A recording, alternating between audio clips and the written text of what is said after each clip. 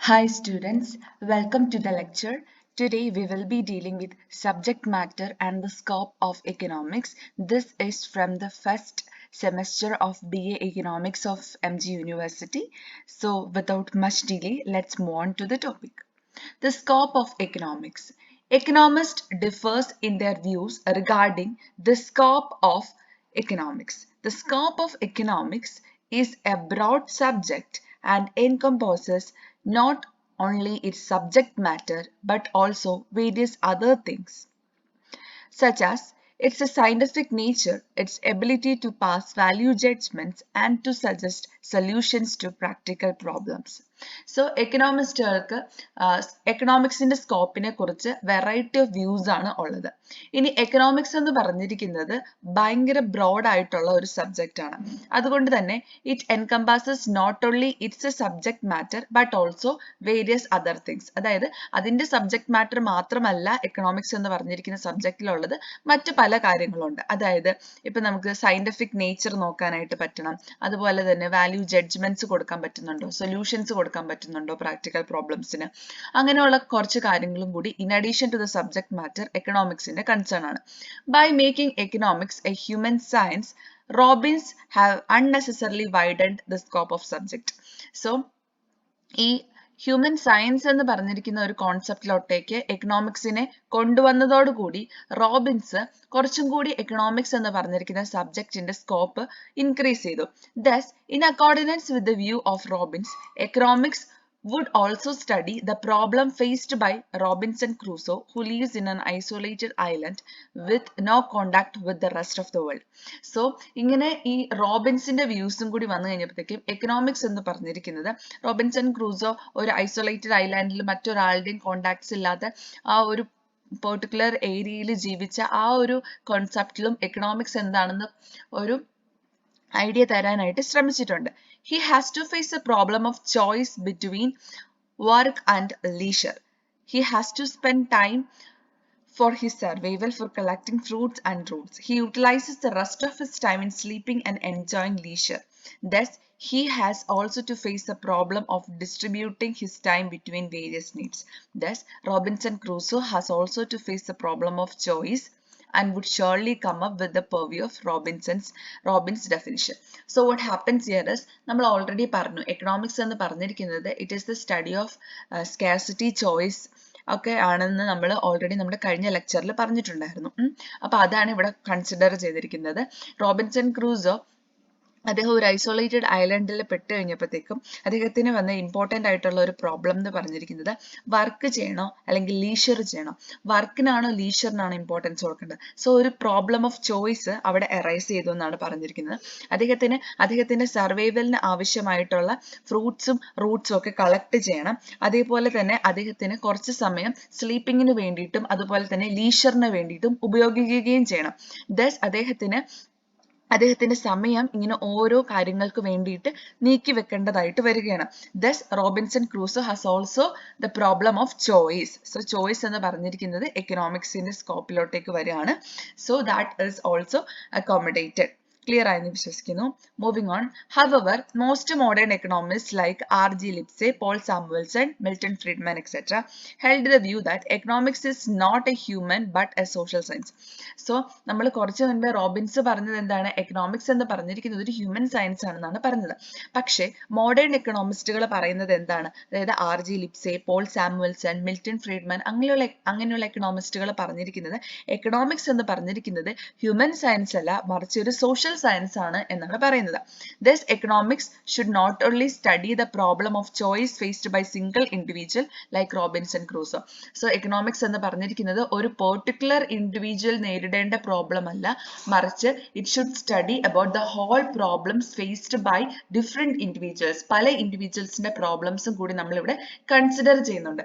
Then it should instead study the choice problem where it has a social impact.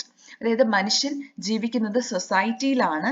അതുകൊണ്ട് തന്നെ economics എന്ന് പറഞ്ഞിരിക്കുന്നത് choice problem മാറ്റിവെച്ചിട്ട് societal impact കൊടുക്കുന്ന പ്രോബ്ലത്തിന് കുറച്ചും കൂടി ഇമ്പോർട്ടൻസ് കൊടുക്കണം എന്നൊരു കാര്യം ഇതിനകത്ത് പറയുന്നുണ്ട്. And the individual often ഇന്ററാക്ട്സ് with other members of the society. So what happens, man is A social animal and he is always interacting with other people in the society. So we should study the choice problem where it has a social impact എന്നുള്ളതാണ് ആര് പറയുന്നത്, ഈ പുതിയ modern ആയിട്ടുള്ള എക്കണോമിസ്റ്റുകൾ പറഞ്ഞിരിക്കുന്നത്. For example, the price of kerosene oil have the desired effect of reducing cooking expenditure for some consumers. ഇനി kerosene അതുപോലെ തന്നെ ഓയിൽ അതിന്റെ പ്രൈസിനകത്ത് നമ്മൾ കൺട്രോൾ ചെയ്തിട്ടുണ്ടെങ്കിൽ കുക്കിംഗ് എക്സ്പെൻഡിച്ചർ റെഡ്യൂസ് ചെയ്യാനായിട്ട് നമുക്ക് സാധിക്കുക. അതായത് ഇപ്പം ഓയിലിന്റെ ഒക്കെ പ്രൈസ് അല്ലെങ്കിൽ കെറോസിന്റെ ഒക്കെ പ്രൈസ് കൂടിയിട്ടുണ്ടെങ്കിൽ കുക്കിംഗ് എക്സ്പെൻഡിച്ചർ എങ്ങനെയായിരിക്കും കുറയും. But they also reduce both conservation of kerosene by the consumers and the incentive of producers to bring more kerosene to the market. So what happens, kerosene അകത്തൊക്കെ price controls കൊണ്ടുവന്നിട്ടുണ്ട് എങ്കിൽ cooking expenditure reduce ചെയ്യും ചില കൺസ്യൂമേഴ്സിന്. പക്ഷേ ഇത് മറ്റു രീതിക്കും effect ചെയ്യുന്നുണ്ട്. എങ്ങനെയാണ്, കെറോസിൻ കൺസർവേഷൻ റെഡ്യൂസ് ചെയ്യും, അതുപോലെ തന്നെ പ്രൊഡ്യൂസേഴ്സിന് കെറോസിൻ മാർക്കറ്റിലോട്ടേക്ക് കൊണ്ടുവരാനായിട്ടുള്ള ആ ഒരു താല്പര്യവും റെഡ്യൂസ് ചെയ്യും എന്നുള്ള ഒരു കാര്യം കൂടി നമുക്ക് ഇതിനകത്ത് മനസ്സിലാക്കണം. അതായത് സൊസൈറ്റൽ ഇമ്പാക്റ്റ് ആണ് നമ്മളിവിടെ നോക്കുന്നത്. ഇനി other consumers will therefore be forced to rely more heavily on other more expensive sources of energy, pushing the prices of these energy sources upward. So ചില കൺസ്യൂമേഴ്സ് കെറോസിൻ ഓയിൽ അല്ലാതെ മറ്റ് sources of എനർജിയിലോട്ടേക്ക് ആശ്രയിക്കും. So what happens is ആ energy സോഴ്സസിന്റെ ഒക്കെ price കൂടുകയാണ് ചെയ്തിരിക്കുന്നത്. Thus controls also generate unintended result and increase in energy cost for some consumers. So what happens is ഇങ്ങനെ മറ്റ് എനർജി സോഴ്സസിലോട്ടേക്ക് റിലേ ചെയ്ത് അവരുടെ ഡിമാൻഡ് ഇൻക്രീസ് ചെയ്ത് കഴിയുമ്പോഴത്തേക്കും വാട്ട് ഹാപ്പൻസ് ഇസ് അതിന്റെ പ്രൈസ് കൂടുകയാണ് ചെയ്തിരിക്കുന്നത്. അപ്പോൾ അത് ബാക്കിയുള്ള കൺസ്യൂമേഴ്സിനെയും എഫക്ട് ചെയ്യുന്നു. So good economic thinking demands that we recognise the secondary effects. This explains why a number of economists, while recognizing the scarcity aspect of resources and the problem of choice arising from described economics as a social science and not human science. So നമുക്ക് secondary എഫക്ട്സിനാണ് കുറച്ചും കൂടി importance കൊടുക്കേണ്ടത്. അതുകൊണ്ട് തന്നെ എന്താണ്, problem of ചോയ്സിനും പകരം ഒരു societal ആസ്പെക്റ്റിൽ കാണുകയും എക്കണോമിക്സിനെ ഒരു ഹ്യൂമൻ സയൻസ് എന്നുള്ള രീതിക്ക് മാറ്റിയിട്ട് സോഷ്യൽ സയൻസ് എന്നുള്ള രീതിക്ക് അതിന് ഇമ്പോർട്ടൻസ് കൊടുക്കുകയും ചെയ്യണം എന്നാണ് ഈ മോഡേൺ ആയിട്ടുള്ള എക്കണോമിക്സുകൾ പറയുന്നത്. Thus, according to T. Stoskovsky, economics is a social science concerned with the administration of scarce resources. So അദ്ദേഹത്തിനെ സംബന്ധിച്ചിടത്തോളം സോഷ്യൽ സയൻസ് എന്ന് പറഞ്ഞിരിക്കുന്നത് സ്കേഴ്സ് റിസോഴ്സസിന്റെ ഒരു അഡ്മിനിസ്ട്രേഷനെയാണ് കൺസേൺ ചെയ്യുന്നത്. Okay, in a like manner AC Karen Cross defines economics as a social science studying how people attempt to accommodate scarcity to their wants and how these attempts interact through exchange. So economics എന്ന് പറഞ്ഞിരിക്കുന്നത് ഒരു social science ആണ് എന്നും അവിടെ എങ്ങനെയാണ് ജനങ്ങള് സ്കേഴ്സിറ്റിനെ accommodate ചെയ്യുന്നത് എന്നും അവരുടെ വാണ്ട്സിലോട്ടേക്ക് സ്കേഴ്സിറ്റി എന്ന് പറഞ്ഞിരിക്കുന്ന ഒരു കോൺസെപ്റ്റിനെ അവർ അക്കോമഡേറ്റ് ചെയ്യുന്നതെന്നും അങ്ങനെ എങ്ങനെയാണ് എക്സ്ചേഞ്ചിലൂടെ അവർ ആ ഒരു ഇന്ററാക്ഷൻസ് കൊണ്ടുവരുന്നത് എന്നൊക്കെയുള്ള കാര്യങ്ങളാണ് ആര് പറയുന്നത്, AC Karen ക്രോസ് അദ്ദേഹത്തിന്റെ എക്കണോമിക്സ് എന്ന് പറഞ്ഞിരിക്കുന്ന സബ്ജക്റ്റിനെ ഡിഫൈൻ ചെയ്തുകൊണ്ട് പറയുന്നത്. ഓക്കെ, ദെൻ ഇനി നമ്മൾ നോക്കുന്നത് സബ്ജക്ട് മാറ്റർ ആണ്. കുറച്ച് മുൻപ് നമ്മൾ കണ്ടത് സ്കോപ്പ് ഓഫ് എക്കണോമിക്സ് ആണ്. ഇനി സബ്ജക്ട് മാറ്റർ ആണ്. If we take a broad view of the subject matter of economics, we may say that economics is the study of all phenomena relating to wealth and value. വെൽത്തും വാല്യൂവും വെച്ച് consider ചെയ്തിരിക്കുന്ന എല്ലാ ഫിനോമിനാസും economics എന്ന് പറഞ്ഞിരിക്കുന്ന ഈ ഒരു കോൺസെപ്റ്റിന്റെ കീഴിലാണ് വരുന്നത്. ഇതൊരു സോഷ്യൽ സയൻസ് ആണ്. അത് ഡീൽ ചെയ്തത് economic goods, creation of wealth, satisfaction of human wants, explanation of wealth, value, price, distribution of income, mechanism of exchange and markets of economy. So economics എന്ന് പറഞ്ഞിരിക്കുന്നത് ഒരു സോഷ്യൽ സയൻസ് ആണ്. അതിനകത്ത് economic goods ഉൾപ്പെടും, creation of wealth ഉൾപ്പെടും, human വാണ്ട്സിന്റെ satisfaction ഉൾപ്പെടും, അതുപോലെ തന്നെ വെൽത്തിനെ എക്സ്പ്ലെയിൻ ചെയ്യുന്നത് ഉൾപ്പെടും, വാല്യൂ ഉൾപ്പെടും, പ്രൈസ് ഉൾപ്പെടും, ഇൻകം ഡിസ്ട്രിബ്യൂഷൻ ഉൾപ്പെടും, അതേപോലെ തന്നെ exchange mechanisms, different markets of economy, അങ്ങനെ പല കാര്യങ്ങളും എക്കണോമിക്സ് എന്ന് പറഞ്ഞിരിക്കുന്ന ഈ ഒരു ബ്രോഡർ ആസ്പെക്റ്റിൽ ഉൾപ്പെടും. According to Robbins, economics is the study of the problem of using available factors of production as efficiently as possible to attain maximum fulfillment of society's demands for goods and services. So Robbins പറയുന്നത് എന്താണ്, എക്കണോമിയിൽ available ആയിട്ടുള്ള factors of പ്രൊഡക്ഷനെ അതിന്റെ എഫിഷ്യൻസിയിൽ use ചെയ്തിട്ട് സൊസൈറ്റിയുടെ ഡിമാൻഡ്സിന് maximum satisfy ചെയ്യുക എന്നൊരു ഉദ്ദേശത്തിലാണ് എക്കണോമിക്സ് എന്ന് പറഞ്ഞിരിക്കുന്ന കോൺസെപ്റ്റ് കൊണ്ടുവരുന്നത് എന്നാണ് പറഞ്ഞിരിക്കുന്നത്. അതായത് നമ്മുടെ എക്കോണമിയിൽ അവൈലബിൾ ആയിട്ടുള്ള ഫാക്ടേഴ്സ് ഓഫ് പ്രൊഡക്ഷൻ എന്ന് പറഞ്ഞിരിക്കുന്നത് ലിമിറ്റഡ് ആണ്. സോ അതിന്റെ എഫിഷ്യൻസിയിൽ ഉപയോഗിച്ചിട്ട് ഗുഡ്സ് ആൻഡ് സർവീസസ് ജനങ്ങളുടെ ഡിമാൻഡിന് വേണ്ടിയിട്ട് കൊണ്ടുവരികയും അത് മാക്സിമത്തിൽ ഫുൾഫില്ല് ചെയ്യുകയും എന്നുള്ളതാണ് റോബിൻസനെ വെച്ച് നോക്കുമ്പോൾ എക്കണോമിക്സ് എന്ന് പറയുന്നത്. The ultimate purpose of economic endeavour is to satisfy human wants for goods and services. So ഗുഡ്സിനും സർവീസസിനും വേണ്ടിയിട്ട് ഹ്യൂമൻ വാണ്ട്സിനെ സാറ്റിസ്ഫൈ ചെയ്യുക എന്നുള്ളതാണ് എക്കണോമിക് എൻഡ്യൂവിയർ എന്ന് പറഞ്ഞിരിക്കുന്നത്. The problem is that whereas wants are virtually without limit, resources like land, labor, capital and organization available at one time to produce goods and services are limited in the supply. That is, resources are scarce relative to the demands for them. So എന്താണ് നമുക്ക് ഇവിടെ പറയുന്നത്, നമ്മുടെ മനുഷ്യരുടെ ആഗ്രഹങ്ങൾ എന്ന് പറഞ്ഞിരിക്കുന്നത് limit ഇല്ല, ഒരു ലിമിറ്റും ഇല്ലാതെയാണ് നമ്മൾ ആഗ്രഹിക്കുന്നത്. സോ അതെല്ലാം സപ്ലൈ ചെയ്യാനായിട്ട് നമുക്ക് ചിലപ്പം സാധിക്കണം എന്നില്ല, കാരണം നമുക്ക് റിസോഴ്സസ് എന്ന് പറഞ്ഞിരിക്കുന്നത് ഭയങ്കര ലിമിറ്റഡ് ആണ്. സോ ഈ സ്കെയർസ് ആയിട്ടുള്ള റിസോഴ്സസിനെ ജനങ്ങളുടെ ആവശ്യങ്ങൾക്ക് അനുസൃതമായിട്ട് അവർക്ക് സാറ്റിസ്ഫാക്ഷൻ ഡിറൈവ് ചെയ്യാൻ പറ്റുന്ന രീതിക്ക് കൊടുക്കുക എന്നൊരു കോൺസെപ്റ്റ് ആണ്. ആ ഒരു പ്രോബ്ലം ആണ് എക്കണോമിക്സ് മെയിൻ ആയിട്ടും ഫേസ് ചെയ്യുന്നിരിക്കുന്നത്. അതിന് സൊല്യൂഷൻസ് ആണ് എക്കണോമിക്സിൽ നമുക്ക് കാണാനായിട്ട് സാധിക്കുന്നത്. Okay, the fact of scarcity means that we must always be making choices. So scarcity എന്ന് പറഞ്ഞിരിക്കുന്ന കോൺസെപ്റ്റിൽ നമ്മൾ നോക്കേണ്ടത് നമ്മൾ എപ്പോഴും ചോയ്സസ് മേക്ക് ചെയ്യാനായിട്ടാണ് ശ്രമിക്കുന്നത്.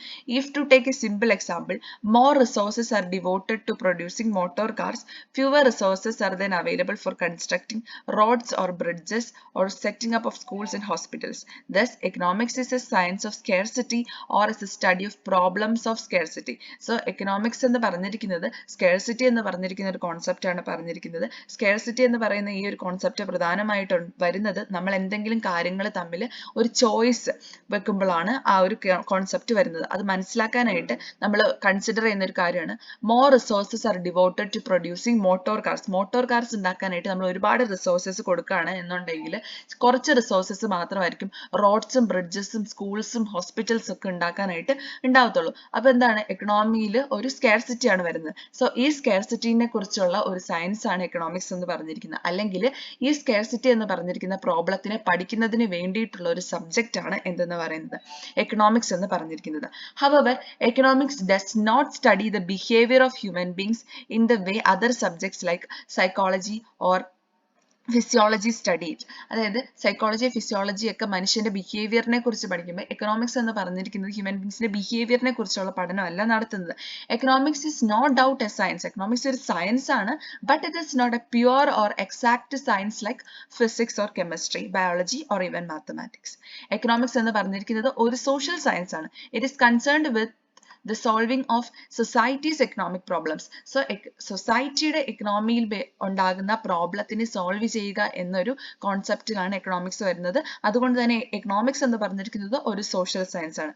Because of the abundance of economic data and the ample opportunity for scientific research in the real world, Samuelson call it as A queen of social science. So നമ്മൾ നമ്മുടെ മുൻപത്തെ ലെക്ചറിലും കണ്ടു, സാമുവൽസൺ വിളിക്കുന്നത് എന്താണ്, എക്കണോമിക്സിനെ queen of social science എന്നാണ് പറഞ്ഞിരിക്കുന്നത്. അതിന് കാരണം എന്ന് പറഞ്ഞിരിക്കുന്നത് എക്കണോമിക്സിൽ അബണ്ടന്റ് ആയിട്ടുള്ള ഡേറ്റ ഉണ്ട്, സയന്റിഫിക് റിസർച്ചിന് വേണ്ടിയിട്ടുള്ള ഓപ്പർച്യൂണിറ്റീസ് ഉണ്ട്, സൊസൈറ്റിയുടെ പ്രോബ്ലംസിനെ അഡ്രസ് ചെയ്യാനായിട്ടുള്ള കാര്യങ്ങളുണ്ട്. So what happens is economics എന്ന് പറഞ്ഞിരിക്കുന്നത് ഒരു ഫുൾ ബങ്ക് പാക്കേജ് ആണ്. സോ നമുക്ക് സൊസൈറ്റിയുടെ ഏത് ആസ്പെക്റ്റിനെ പഠിക്കുന്നതിന് വേണ്ടിയിട്ട് എക്കണോമിക്സ് യൂസ് ചെയ്യാം. സോ എക്കണോമിക്സിനെ Samuelson queen of social science എന്നാണ് പറഞ്ഞിരിക്കുന്നത്. പക്ഷേ ഇതെന്ന് പറയുന്നത് ഒരു എക്സാക്ട് സയൻസ് അല്ല. It may also be added that study of modern economics is divided into two parts. So modern economics പ്രധാനമായിട്ടും സയൻസിനെ രണ്ട് പാർട്ടായിട്ടാണ് ഡിവൈഡ് ചെയ്തിരിക്കുന്നത്. മൈക്രോ എക്കണോമിക്സും ഉണ്ട്, മാക്രോ എക്കണോമിക്സും ഉണ്ട്.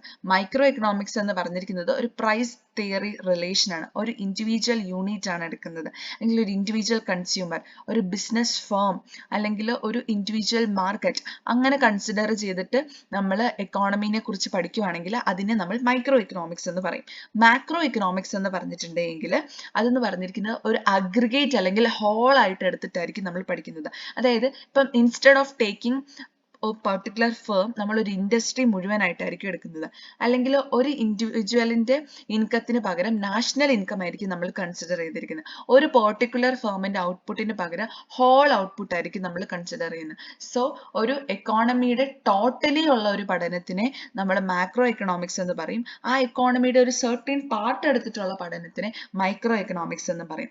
മോഡേൺ എക്കണോമിക്സുകൾ ഇങ്ങനെ ഒരു വേർതിരിവ് അല്ലെങ്കിൽ ഇങ്ങനെ ഒരു ഡിവിഷൻ കൊണ്ടുവന്നിരിക്കുന്നത് നമുക്കൊരു കുറച്ചും കൂടി ഈസി അണ്ടർസ്റ്റാൻഡിങ്ങിനാണ് എക്കണോമിക്സ് എന്ന് പറഞ്ഞിരിക്കുന്ന സബ്ജക്റ്റിന്. സോ നമ്മൾ സബ്ജക്ട് മാറ്റർ എന്താണെന്ന് പഠിച്ചു, സ്കോപ്പ് ഓഫ് എക്കണോമിക്സും പഠിച്ചു. ക്ലിയർ ആയെന്ന് വിശ്വസിക്കുന്നു. എന്തെങ്കിലും ഡൗട്ട്സോ ക്ലാരിഫിക്കേഷൻസോ വേണമെന്നുണ്ടെങ്കിൽ കമന്റ് സെക്ഷനിൽ കമന്റ് ചെയ്യുക. അതുപോലെ തന്നെ നിങ്ങൾക്ക് ലെക്ചേഴ്സ് യൂസ്ഫുൾ ആവുന്നുണ്ടെങ്കിൽ നിങ്ങളുടെ ഫ്രണ്ട്സിന് ഷെയർ ചെയ്യുക. അതുപോലെ തന്നെ ചാനൽ സബ്സ്ക്രൈബ് ചെയ്യുക. വീഡിയോസ് മുഴുവനായിട്ടും കാണുക. അതുകൊണ്ട് നിങ്ങൾക്ക് കുറച്ചും കൂടി ബെനിഫിറ്റേ ഉണ്ടാവത്തുള്ളൂ. So thank you so much. Enjoy learning and God bless you all.